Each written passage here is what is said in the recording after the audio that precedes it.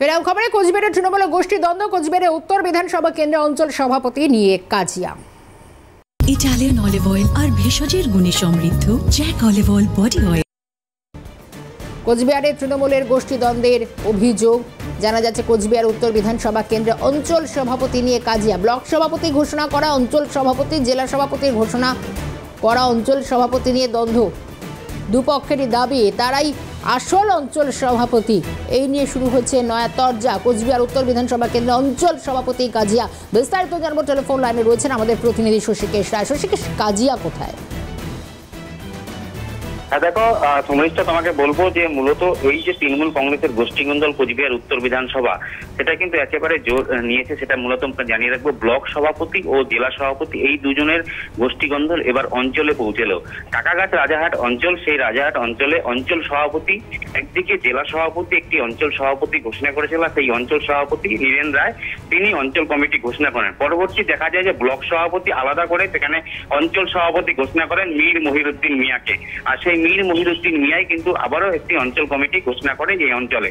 আর তারপরে গতকালকে নীরেন রায় তিনি একটি সাংবাদিক সম্মেলন করে প্রথমে বলেন যে মীর মহিরুদ্দিন অবৈধ অঞ্চল সভাপতি, আর তিনি আসল অঞ্চল সভাপতি, তাকে জেলা সভাপতি নিযুক্ত করেছে। পরবর্তী মীর মহিরুদ্দিন পাল্টা বলে যে নীরেন রায় কিন্তু ভুয়ো, তিনি আসল। মূলত এই যে অস্তিত্ব রেখে আসল অঞ্চল সভাপতি, এই যে তৃণমূলের গোষ্ঠীদ্বন্দ্ব, সেটা কিন্তু প্রকাশ্যে এসেছে এই টাকাগাছ ও রাজাহাট অঞ্চলে। মূলত তোমাকে বলে রাখবো, গোটা কোচবিহার উত্তর বিধানসভা কেন্দ্রে একই অবস্থা রয়েছে। প্রত্যেকটি অঞ্চলে দুজন করে অঞ্চল সভাপতি দেখা যাচ্ছে। যদিও এই বিষয় নিয়ে তৃণমূলের মুখপাত্র পার্থপ্রতিম রায় বলে জেলা নেতৃত্ব যাতে বিষয়টা গুরুত্ব সহকারে দেখে, তার কারণ যেভাবে নির্বাচন সামনে এগিয়ে আসছে তৃণমূলের গোষ্ঠীদ্বন্দ্ব। প্রশ্ন এই যে প্রত্যেকেই দাবি করছেন আমিও অঞ্চল সভাপতি, প্রত্যেকে নিজেকে আসল অঞ্চল সভাপতি বলে দাবি করছে, তাহলে এই দ্বন্দ্বের অবসান কিভাবে সম্ভব? নেতৃত্ব কি বলছেন? একেবারে দেখো, এ নিয়ে কিন্তু এর আগেই দেখা গিয়েছিল, যখন ব্লক সভাপতি ঘোষণা হয় তার আগেই জেলা সভাপতি যেহেতু অঞ্চল সভাপতিদের নাম ঘোষণা করেছিল, কিন্তু ব্লক সভাপতি ঘোষণার পরে কিন্তু ব্লক সভাপতি সজল সরকার তিনি ঘোষণা করেন যে সেই জেলা সভাপতির যে কমিটি সেটা অবৈধ।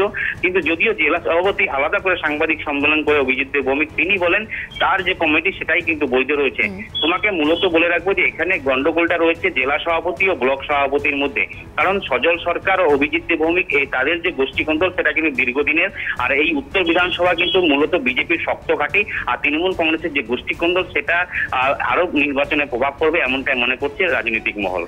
নজর থাকবে সেদিকে। ধন্যবাদ শশীকেশ। এবার দুপক্ষই নিজেকে অঞ্চল সভাপতি বলে দাবি করছেন, সরাইকে কি বলছেন?